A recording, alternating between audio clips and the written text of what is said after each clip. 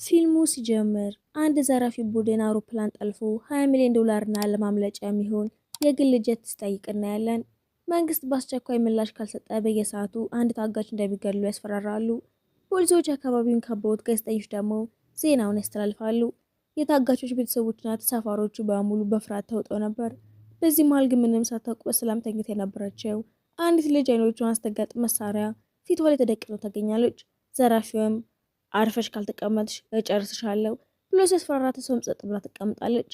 በዛኑ ሰዓት ግን አንደኛው ዘራፊ ለህይወቱ በሙሉ የሚጸጸትበትን ትልቅ ስህተት ይሰራል። አንዲት ትልቅ ሴት ውሃ ስለጠየቁት ብቻ ተቆጥቶ ይስድባቸዋል። ይህንን ያየችው ልጅም ወዲያውኑ ከመቀመጫዋ ተነስታ ለአረጋውያን ክብር የለህም፣ መስረቅ ትፈልጋለህ፣ መብትህ ነው፣ እኔ መስደብ ትችላለህ፣ ችግር የለውም፣ ነገር ግን ይችን አሮጊት ከነካት እግርህና መሳብረው። እሱም ተገርሞ ትቀመጫለሽ ወይስ መጥቼ ስነስርዓት ላስተምርሽ? ስነስርዓት ልታስተምረኝ? ዛሬ ድለቢስ ቀንህ ናት ብላ ዘላት ጥለዋለች። በአውሮፕላን ውስጥ የተኩስ ድምፅ ሰማና ሁሉም ምስኪኗ ልጅ በጥይት ያለቀች ይመስላቸዋል። ፖሊሶችና ጋዜጠኞች በሩን ሰብረው ሲገቡ ግን ወንበዴዎቹ በሙሉ እጃቸውን ወደ ላይ አንስተው ይንቀጠቅጣሉ።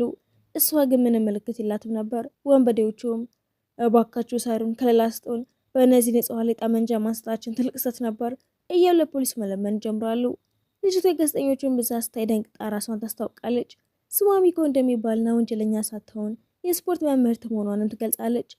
ከእውቀት በፊት ስነ ስርዓት ይቀድማል፣ መመሪያችን ይሄ መሆን አለበት። ሁኔታውን ተጠቅማም በተጨማሪም እድሜ 30 ሲሆን እስካሁን ያላገባው ነጠላ ሰው ነኝ፣ ጋብቻ የሚፈልግ ካለ ስልክ ይሄውና። ከዚህ ክስተት በኋላ ሚኮ በሀገር አቀፍ ደረጃ ዝነኛ ትሆናለች። በሰፈሯም ቢሆን ሁሉም ያውቋታል። ወደ አያቷና የአክስቶቿ ልጆች ቤት ስትሄድም እሱ የቤተሰቡ ብቸኛ ወራሽና ከሁሉም ጠንካራዋ መሆኗን እንረዳለን። ወላጆቿ በ7 ዓመቷ ስለሞቱ አያቷ አሳድገው ማርሻል አርት አስተምረዋታል። ጠንካራነቷን እያሰበች ራሷ እንደ መሪ ብትቆጥርም ለዘመዶቿ ግን ትሁት ነበረች። በሚቀጥለው ቀን ሚኮ ወደ ስራዋ ስትሄድም እሷ ስንፍና ውር ብሏ ተማሪዎችን ወደ ጎበዝ ተማሪነት የምትቀይር ብልህ መምህርት መሆኗንም እናያለን። ተማሪዎቹ በሙሉም ስለሚወዷት ከእሷ ጋር መማር ያስደስታቸዋል። ነገር ግን ሁልጊዜ ችግር ውስጥ እየገባች ትምህርት ቤት መቀየር ግድ ይላት ነበር። አሁን ባለው ትምህርት ቤት ግን ከተረጋጋች ቆይታለች። ሚኮ ትምህርት ቤት ስትደርስ መምህራኑ በሙሉ ጋዜጣ ላይ የወጣውንና በአውሮፕላን ውስጥም ታጋቾቹን በአንድ እጇ ያደነችውን ጀግና ማንነት ለማወቅ በጉጉት ሲያወሩ ታገኛቸዋለች። ፊቷ በጋዜጣው ላይ በደንብ ስለማይታይ ግን ማንም እሷ መሆኗን አላውቅም ነበር። እርሰ መምህሩ ግን እሷና ቤተሰቧን በደንብ ስለሚያውቀው ማንነትሽ በምስጢር ይቆይ፣ ያንን ድንቅ ችሎታሽ ማንም እንዲያውቅና እንደተለመደው ደግሞ ችግር ውስጥ ገብተሽ ትምህርት ቤቱን ጥለሽ እንዳትሄጂ ተጠንቀቂ ብሎ ይመክራታል። በመቀጠልም መምህራኑን ለሙከራ ጊዜ ስለሚመጣው አዲስ መምህር ጠይቃቸዋል። በዛኑ ሰዓትም አዲሱ መምህር በትራፊክ መጨናነቅ ምክንያት መዘግየቱን ይቅርታ እየጠየቀ ይገባል። በጣም መልካም የሆነ ወጣት በመሆኑ የመምህራኑን ቀልብ ይስባል። ሚኮም ወዲያውኑ ታውቀዋለች። ከዓመታት በፊት በሌላ ትምህርት ቤት ስታስተምር ተማሪው የነበረው ጄሪ ነበር። እርስ መምህሩም ያውቀዋል። ሚኮ በደስታ ተሞልታ ለስራ ባልደረቦቿ ታስታውቃለች። በጉጉትም ከኔ ተማሪዎች መካከል እንደኔ መምህር ለመሆን የወሰነ ሰው በማግኘቴ እጅግ ደስተኛ ነኝ። በተለይ እኔ እንደ አራያ ወስዶ መምህር መሆኑና አብሮኝ ሰርቶ ፍቅረኛ የሆኑ በመጨረሻ መጋባታችን የህይወቴ ታሪክ ነው ስትል ስጁ ግን ይሄ የፈጠርሽው ድራማ ደግሞ ምንድን ነው? ስለ ራስሽ ብቻ እኮ ነው የምታወሪው። እኔ እዚህ የመጣው ስለዚህ አይደለም።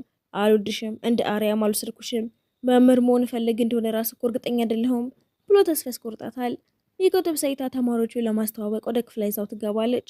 ክፍል ውስጥ የነበሩ ተማሪዎች በሙሉ ግን ስልካቸውን እያዩ እየተጫወቱ ስለነበረ ለሚኮ መገኘት ምንም ግድ አልነበራቸውም። ስትጮህባቸውም ጠቃሚ ነገር የምትናገር መስሏቸው ሲያዩዋትም ስተት መሆኑን አታውቁም እንዴ ብላ ተማሪዎቹም እኛ ትምህርት አንወድም፣ ክፍል መቅረት የምንፈልገው እያሉ ያፍዙባታል። ሚኮ ሁኔታውን ለመቀየርም እንሂድ በቃ እንጫወት ብትላቸው ማንም ትኩረት ሲሰጣት ይቀራል። እሷና ጄሪ ብቻቸውን ይቀራሉ። ሚኮ ተበሳጭታ ከፊቱ ያለውን የቆርቆሮ ጣሳ በእግሯ ስትመታው ጣሳው በቀጥታ ግድግዳውን አልፎ ማዶ ይወጣል። ደንግጣ የጄሪን እጅ ይዛ እንደ ህፃን ልጅ ትሮጣለች። ሁልጊዜ ወደሚሰበሰቡበት ቦታ መታ ምግብ ስታዘም ተማሪዎቿን በማየቷ በጣም ትደስታለች። ከተገናኙ ረጅም ጊዜ ሆናቸው ነበር። ለሁሉም ይህ አዲሱ የስራ ባልደረባ ጄሪ ነው፣ ያቀድሞ ተማሪ ነበር። እነሱ ግን ንፎ እያሉ ልባችን ሊጠፋ ነበር እኮ አንቺን የሚወድሽ ወይም የጨሱ የተገኘ መስሎን በጣም ደግጠን ነበር። የማይቻለው ነገር የተፈጠረ መስሎን እኮ ነው። እራፉ እንጂ ምን እያላችሁ ነው? እኔ ቆንጆ አይደለሁም እንዴ ስትላቸው እነሱ ግን በገልጽ አዎ ጨርሶ ምንም አይነት ውበት አይታይብሽም እኮ እያሉ ይፍዙባታል። ግን በመካከላቸው የተለመደ የጨዋታ አነጋገራቸው ነበር። ሚኮ በትምህርታቸውና በስራቸው ምን ላይ እንደደረሱ ጠይቃቸው እሪ ተባለውም እኔ ከዩኒቨርሲቲ ትምህርቴ ጎን ለጎን በታክሲ ዴሊቨሪ አሽከርካሪነት እሰራለሁ። አሁን ሁሉም ተማሪዎች ዩኒቨርሲቲ ገብተው አንዳቸው ዶክተር፣ ሌላቸው መሐንዲስና መምህር ለመሆን በትጋት ላይ ናቸው። ሚኮ ተማሪዎቿን ከሰነፍነት ወደ ታታሪነት ቀይራ ህይወታቸውን ስላስተካከለችላቸው በደስታ ትሞላለች። በፊት ትምህርት ቤት መቅረት ብቻ የመኙ የነበሩት ልጆችም ዛሬ በራሳቸው የሚኮሩ ጎበዝ ተማሪዎች ሆነዋል። ሚኮ ከደስታዋ ብዛት ማልቀስ ተጀመር። እነሱ አይተው ለምን ታለቅሻለሽ? እሷ ግን መነጽሩን እያስታከለች አላለቀስኩም፣ ፍጹም ደህና ነኝ። እነሱም እየሳቁ ወሬውን ይቀይሩታል። ከዛ ሚኮ ጄሪን ወደ ቤቷ ይዛው በመሄድም ከአጎቶቿ ጋር ታስታውቀዋለች። እነሱም ለቤተሰብ አባል አድርገው ይቀበሉታል። በዛኑ ምሽት እዛ እንዲያድርም ይወስናሉ። ማታ ላይ ሚኮ የወንድሟን ልጅ ለመጨረሻ ጊዜ የራሱን ህይወት መንገድ መርጦ እንደሆነ ስጠይቀው እሱ ግን አይ ገና አልመረጥኩም፣ እኔ ልክ እንዳንቺ የምወደውን ነገር አውቄ መምረጥ በቻልኩ በጣም ደስ ይለኝ ነበር። በሚያሳዝን ሁኔታ ግን ራሴን የትም አላገኘሁትም፣ ግን ባንቺ እኮራለሁ። ሚኮ ግን በዛኑ ሰዓት ተኝታ ስለነበረ ንግግሩን እየሰማች ይሆን አይሆን ማወቅ አይቻልም ነበር። በማግስቱ ጠዋት ሚኮ ጄሪን ይዛ ወደ ትምህርት ቤት ስትሄድም መንገድ ላይ ቀድሞ ተማሪዋን ታገኘዋለች። እሱም አሁን እጅግ ስኬታማና ዝነኛ ነጋዴ ሆኗል። በፊት በትምህርት ቤት የሚጣላ የሚቀርና ሰዎችን የሚያንገላታ የነበረው ኬም ዛሬ ሱፍና ከረባት ለብሶ የሚኮራበት ህይወትን መምራቱን ስታየም ሚኮ በጣም ትደስታለች። እዛ የቆመበትን ምክንያት ጠይቀው ኪምም ለምርጫ የሚወዳደረውን ቀጣዩን የፓርላማ እጩ እያዳመጥኩ ነው። እሱ ልክ እንደኔ የነበረ ሰው ነው። ልክ እንደኔ ሰነፍና ትምህርት የሚቀር ነበር። ነገር ግን አንቺ መተሽ አስተሳሰቤን ቀይርሽልኝና ስኬታማ ሆንኩኝ። አሁን ደግሞ ልክ እንደዚህ እጩ ባለጸጋና የፓርላማ አባል መሆን እፈልጋለሁ። ሚኮ እጩ ንግግር ስታዳመጥ እሱ በስሜት ተሞልቶ እኔ ከእናንተ እንዳንዱ ነኝ፣ አገሬን በሙሉ ልብ ያገለግላለሁ እያለ ህዝቡ ሲናገር ትሰማዋለች። ሚኮ ወደ እሱ ጋር ሄዳ ሰላም ትለውና እጁን ስትጨብጠው በጉልበት ብዛት እጁ ልትሰብረው ምንም አልቀራትም ነበር። እሷም የድሮ ፍቅረኛዬን ታስታውሰኛለህ? እሱም ልክ እንዳንተ ጀግና ነበር። የምርን ፍቅረኛ ነበራት ወይስ ታሪክ እያዘጋጀች እንደሆነ ግን ግልጽ አልነበረም። ከዛም ጄሪ ወደ ትምህርት ቤቷ ይዘዋት ይሄዳል። እዛ ስደርሱ ግን አንድ የሞተር ሳይክል ወሮበላ ቡድን በትምህርት ቤቱ ቅጥር ግቢ ውስጥ በክፉ ዓላማ ደርሰው ያገኙታል። የወሮበሎቹ መሪ ወደ ተማሪዎቹ እየጮኸ ትወርዳለህ ወይስ እኛ መተን አንተንም ሆነ በአቅራቢያ ያለውን ሰው ሁሉን ጨርሰው። መላው ትምህርት ቤት ወደ ጦር ሜዳነት ሲቀየር ርዕሰ መምህሩ ደንግጦ ጠረጴዛው ስር ይደበቅና ፖሊሶች በአስቸኳይ እንዲደርሱ በስልክ ይለምናል። ወሮበላ ቡድንም የፖሊሱ ሳይረን ድምፅ ሲሰማ ደንግጦ መውጣት ይጀምራል።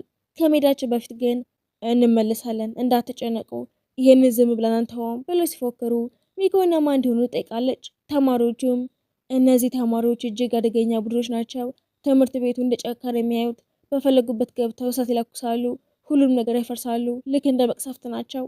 ከዛም ርዕሰ መምህሩ እነዛን አስቸጋሪ ተማሪዎችን አስጠርቶ ወሮበላዎቹ ከነሱም እንደሚፈልጉ ይጠይቋቸዋል። የተማሪዎቹ መሪም ትናንትና ከነሱ መካከል ሶስቱ ጓደኛዬን እየዘረፉት ነበር፣ እኛ ደግሞ ወንድማማቾች ነን፣ አንዱ ለሌላው ይሞታል። ስለዚህ እኔ መሀል ገብቼ መታዋቸው፣ ፊታቸውን አበላሽቼ የጓደኛዬን እቃዎችን አስመለስኩኝ።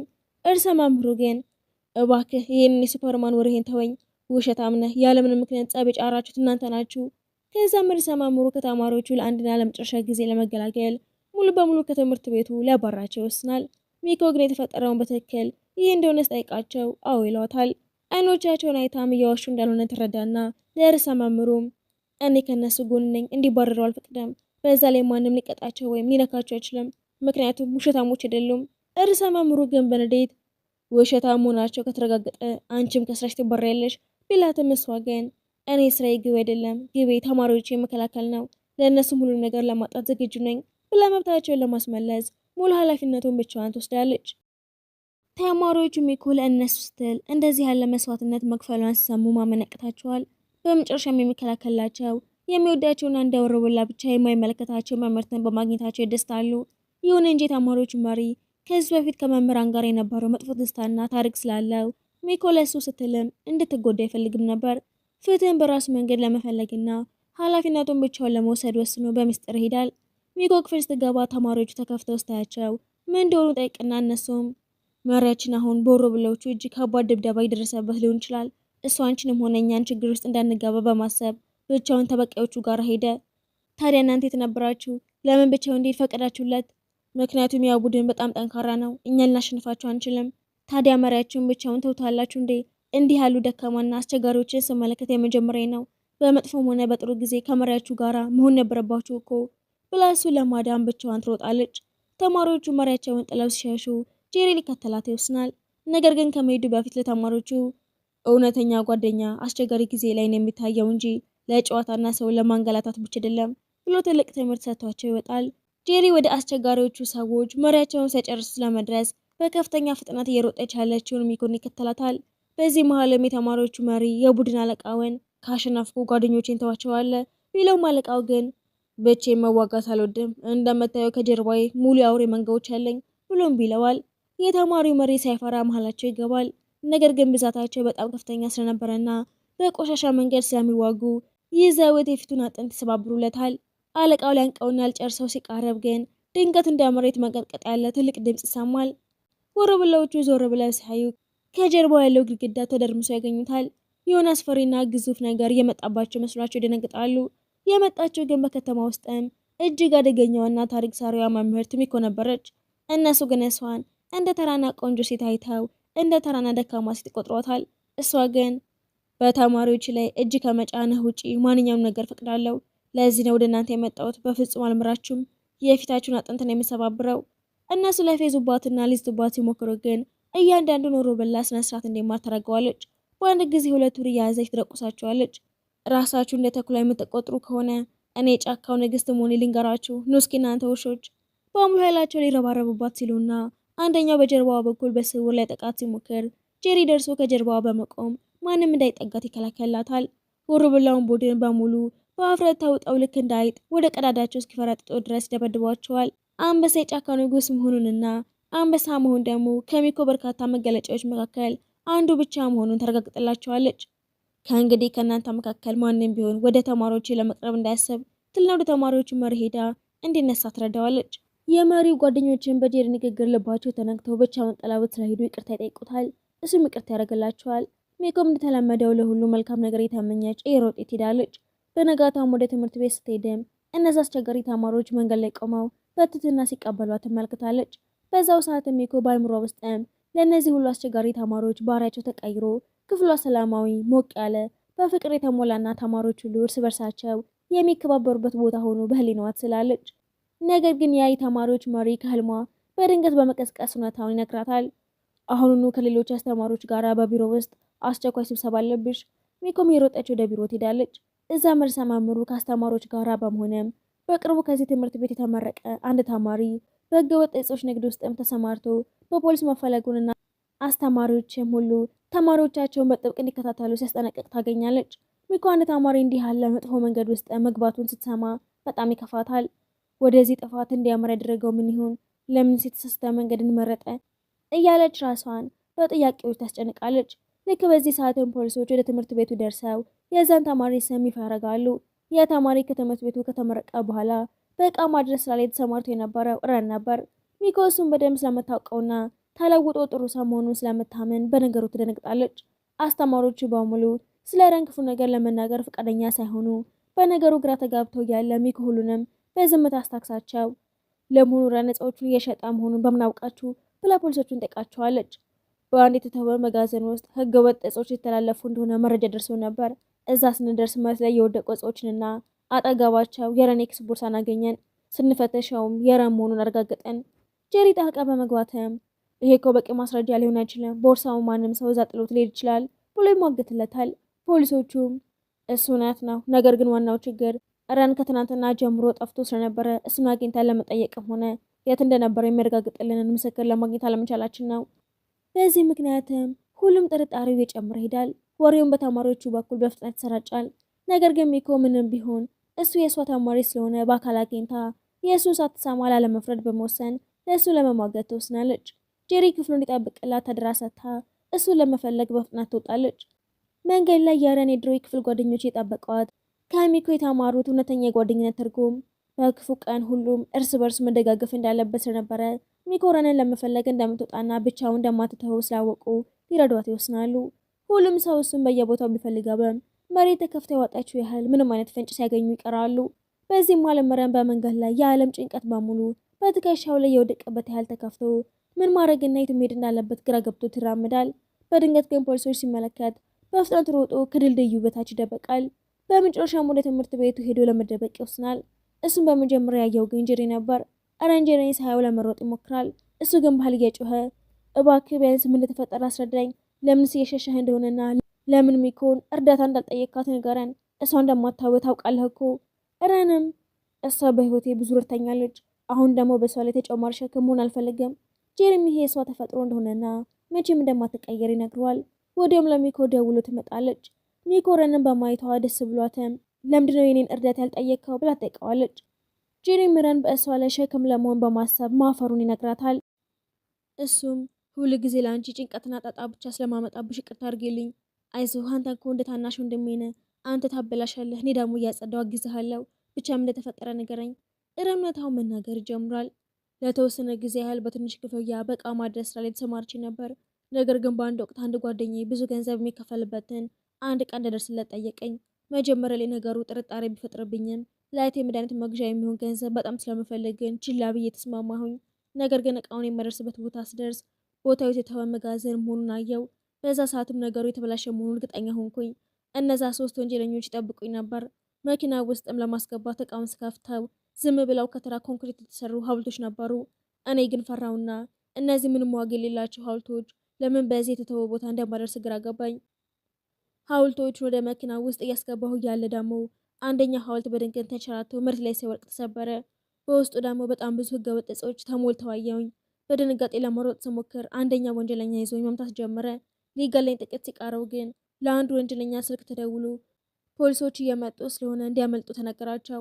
እኔም በዛ ድንጋጤ ውስጥ ሆኜ ሮጥኩኝ። ነገር ግን በድንጋጤ መሃል የኪስ ቦርሳዬን እዛው መጣሌን አላስተዋልኩም ነበር። ፖሊሶቹ ሲደርሱ ይኸው እኔ ጥርጣሬ ላይ ወደኩኝ። ሚኮም ረንን እያረጋጋችውና እያጻናችው ከእንግዲህ ወዲህ ለገንዘብ ብለህ በፍጹም አትቸኩል። መጀመሪያ ምንጩን በጥንቃቄ ያረጋግጥ፣ ከዛ በኋላ ገንዘቡ ራሱ ወደ አንተ ይመጣል ብላ ተመክረዋለች። እንዲሁም ሌሎች ወጣቶች ለራሳቸውና ለቤተሰቦቻቸው ጥንቃቄ እንዲያደርጉ ትመክራቸዋለች። ሚኮረንና ጓደኞቹን በሙሉ በቤቷ ውስጥ ለመደበቅ ተወስናለች። እሷም ከጎኗ ስለቆመና አብሯት ይህንን ጣጣ ስለተጋፈጠ ጄሪን እያመሰገናቸው፣ አንተ ግን ሁልጊዜ ትከፋለህ፣ በጭራሽ አትስቅም። የሚያስጨንቅህ ነገር አለ እንዴ? አረ ምንም የለም፣ አይዞሽ፣ እኔ በጣም ደህና ነኝ ይላትና ልክ በዛ መሀል የሜረን ጓደኛ ያንን እቃ እንዳይደርስ የሰጠውን ሰው ሲከታተሉት የነበሩት የሚኮ አያትና አጎቶች በድንገት ይመጣሉ። እነሱም ያ ጓደኛ ይህንን ህገወጥ ስራ በብዙ ሰዎች እንደሚልክ ይደርሱበታል። ይህንን ህገወጥ ዕፅን በማሰራጨት ስራ ላይ የተሰማራ አንድ ግዙፍ የሆነ የወንጀለኛ ቡድን መኖሩን ይነግሯታል። ሰውየው ጥሩ ሰው በመምሰልና እርዳታ የሚሰጥ ሰው በመሆን ነበር የሚታወቀው። ተማሪዎቿ ወንጀሉን ለማጋለጥ ሲሄዱ እንዳይጎዱ ትከላከላቸዋለች። ሰውየውም መድረክ ንግግር እያደረገ ከተማሪዎቿ ጋር ተባብራ በቪዲዮ ለሁሉም ሰው ወንጀሉን ሲያጋልጡ የተሰበሰቡ ሰዎች ጥለውት ሄዳሉ። ሰውየውም ተናዶ በሰዎቹ ሊያስደበድባት ሲሞክር አንድ ባንድ ትዘራቸዋለች። ተማሪዎቹም ከኋላው መጥተው ይቆማሉ። ሰውየው ሁሉም ነገር ሳሳጣችሁ መሳሪያ አውጥቶ ሊተኩስበት ይዘጋጃል። በገንዘቡ የፈለገው እንደሚያደርግ ሲናገር በጭራሽ እንዳይመስል በብር የሰበሰብካቸው ሰዎች አሁን የታሉ? ተማሪዎችን ፍቅርና ክብር ስሰጠኋቸው ሁሉም ከጎኔ ናቸው። እንዳንተ ሰዎች ጥለውኝ አልሄዱም። ከገንዘብ በፊት ጓደኝነትን አስተምሬያቸዋለሁ። ያለፈውን ተውና እጅህን ስጥ።